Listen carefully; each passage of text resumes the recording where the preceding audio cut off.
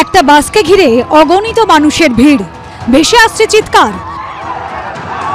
চালকের আসন থেকে উঠে বাসের সামনে লাগানো গেরুয়া পতাকা খুলে ফেলছেন চালক, আর তা দেখে উচ্ছ্বাসে ফেটে পড়ছে বাসকে ঘিরে থাকা ভিড়।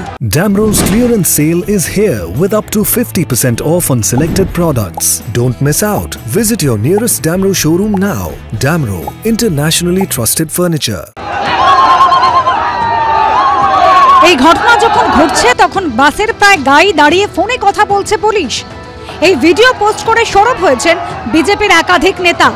বিজেপি আইটি সেলের প্রধান অমিত মালব্য লিখেছেন, একজন বাস চালক যিনি যাত্রীদের গন্তব্যে পৌঁছে দেওয়ার কর্তব্য পালন করছিলেন, পুলিশের উপস্থিতিতে ইসলামপন্থীদের চাপে গেরুয়া পতাকা নামিয়ে ফেলতে বাধ্য হন বলে জানা গেছে। পশ্চিমবঙ্গে হিন্দু অপরাধ মমতা বন্দ্যোপাধ্যায়।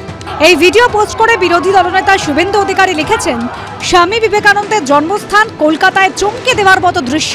সাহস এবং ত্যাগ এবং বীরত্বের প্রতীক গেরুয়া পতাকা জোর করে বাস থেকে খুলিয়ে দিচ্ছে মৌলবাদীদের ভিড়।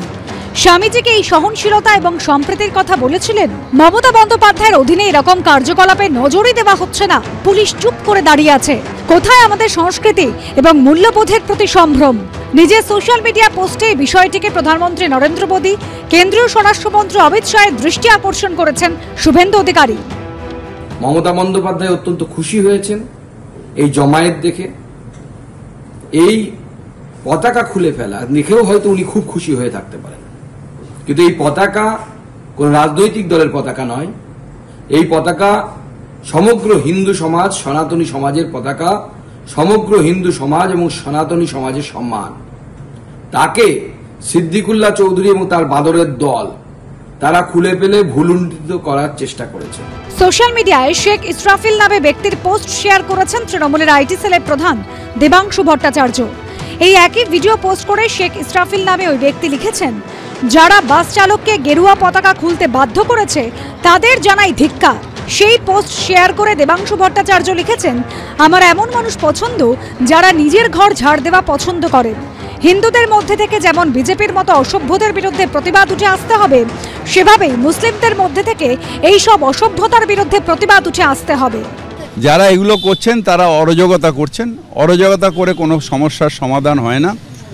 মূল উদ্দেশ্য হচ্ছে যে ওয়াকফ বিল প্রত্যাহার যদি এই গভর্নমেন্ট না করে, ভগবানের কাছে, আল্লাহর কাছে প্রার্থনা করতে হবে এই গভর্নমেন্ট তাড়াতাড়ি যাক, পরের যে গভর্নমেন্ট আসবে তাকে প্রত্যাহার করতে হবে। কিন্তু এই অরাজকতা করে মানুষের মধ্যে বিভাজন এনে যারা করার চেষ্টা করছেন তারা বিজেপির হাত শক্ত করার চেষ্টা করছেন। একের পর এক পোস্ট ঘিরে এই ঘটনা ঘিরেই এখন বিতর্ক তুঙ্গে। অনির্বাণ বিশ্বাসের রিপোর্ট, এবিপি আনন্দ।